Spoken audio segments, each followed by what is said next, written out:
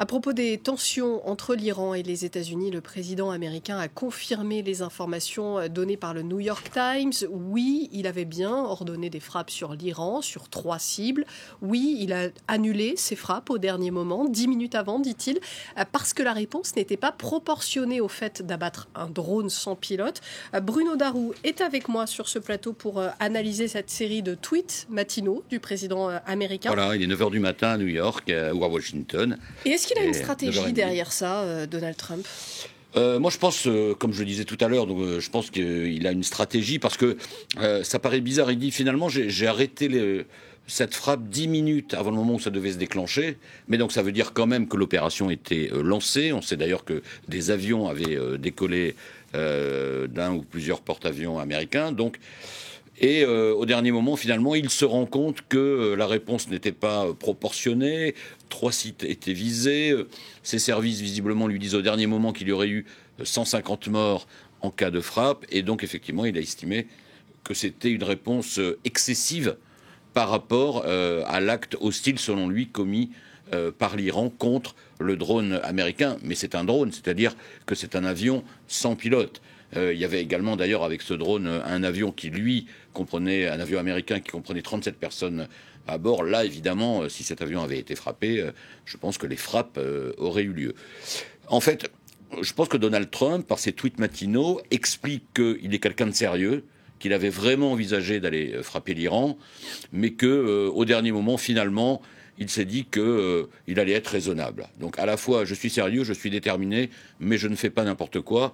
Et c'est une stratégie délibérée, toujours pour faire peur à l'ennemi, essayer de faire en sorte qu'ensuite, cet ennemi un peu tétanisé par la toute-puissance américaine accepte de dialoguer. Seulement, Donald Trump, le sait-il ou pas? Je pense qu'il le sait. Il a en face de lui des dirigeants iraniens qui ont une culture à la fois très déterminée, mais très calme et très patiente, donc ça ne marche pas vraiment.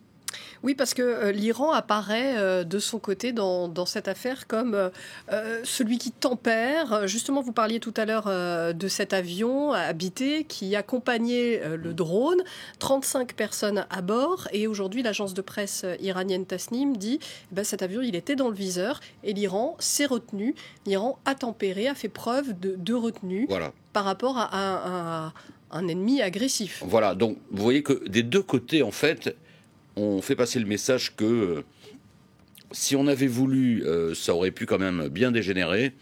Et finalement, de part et d'autre, Donald Trump a annulé ses frappes. Les Iraniens n'ont pas frappé l'avion avec des personnes à bord. Et donc, le pire a été évité. Donc, les Iraniens veulent montrer que, justement, face à cette stratégie de Donald Trump, ils n'ont pas peur du tout. Ils restent très calmes, même au moment de prendre des décisions difficiles. Qu'ils ne s'affolent pas, qu'ils ne veulent pas la guerre, mais que si les Américains vont trop loin, eh bien, ils riposteront. Quant à Donald Trump, il dit qu'il veut le dialogue, mais bon, les deux parties n'ont pas la même conception du dialogue.